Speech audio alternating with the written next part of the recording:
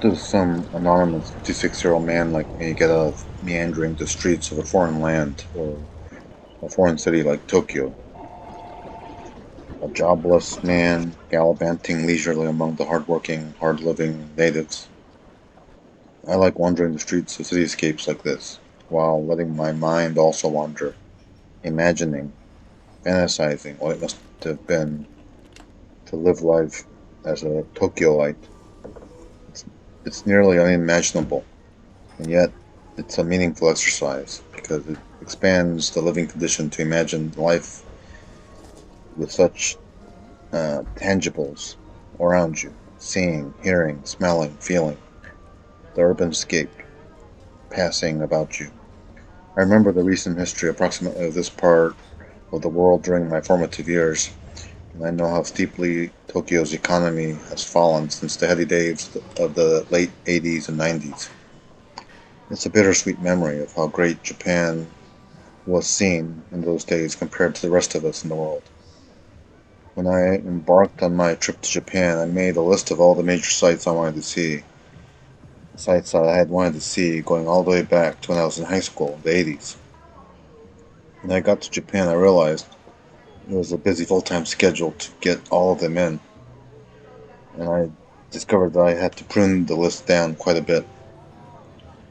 I purposely scheduled myself to walk through Asakusa because I knew that, and I read about how the hordes of tourists descend upon it, creating a Gatlinburg or Myrtle Beach-like atmosphere around the great temple of Senso-Ji.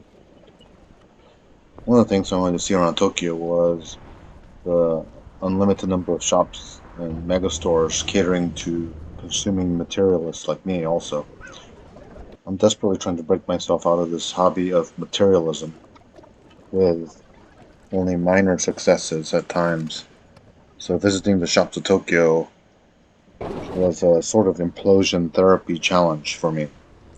As I grew old, I found the desire to collect and buy things simply for the sake of buying them might have somewhat dwindled at times. So as I toured around looking at things that I at one time in my life would have lost my mind over, I found that it all seemed to be somewhat a bit of an empty exercise. Hobbies are a curious thing. They occupy your every waking thought when you're consumed by them, but when the passion eventually fades, they're like empty husks. They're spent dry and dusty, like a dried out corpse. But these passions can erupt again over the years like a volcano and become rekindled anew to be just as bad as ever before, which is not a desirable thing sometimes.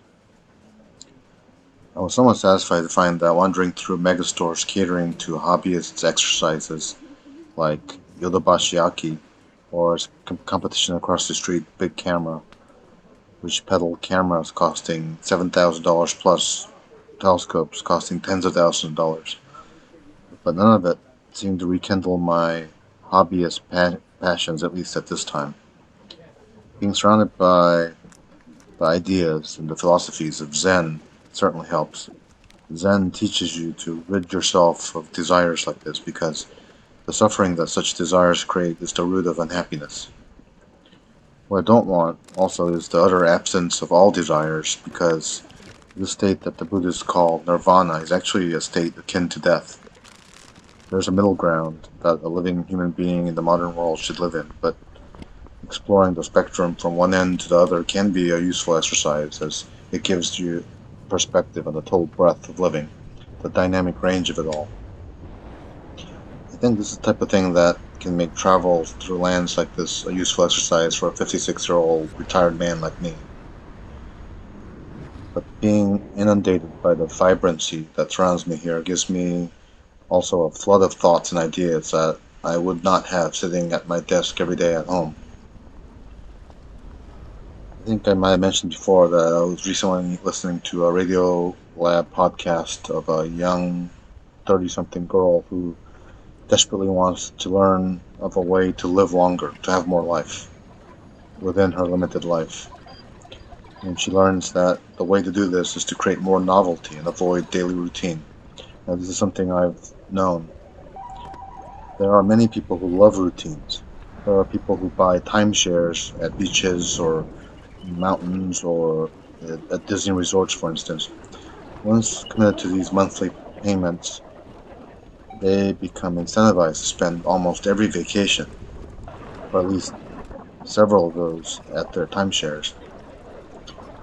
We have also fallen prey to routine vacations for a couple of places when my kids were younger, because they loved going to DC or to Kiowa Island. We went to each of these places 5, 7, 8 times. In retrospect, what we found is that those 5 or more visits to DC blend into a sense of having had a single vacation there, and the same for like Kiowa Island. I can imagine that people with timeshares or mountain homes, beach homes, will develop a similar retrospective that all those visits to all those vacation spots over their lifetime blend into a single experience. Thereby, it erases much of their living. This is what's meant by how one should avoid routine and seek novelty. Though it may be more mentally draining and psychologically stressful at the time to plan and execute a vacation to an utterly new location every time, but by doing so, that vacation will always remain a separate memory in your mind. And in this way, you create a sense of having lived more life. In Chris Nolan's film Interstellar, when the crew investigates that world that turns out to be a place of giant tidal waves, they remind themselves as they embark on their mission that every minute spent on that planet below will be the equivalent of many years on their spaceship. Now, this is a good metaphor for the vast difference between living a life full of routine versus a life full of novelty.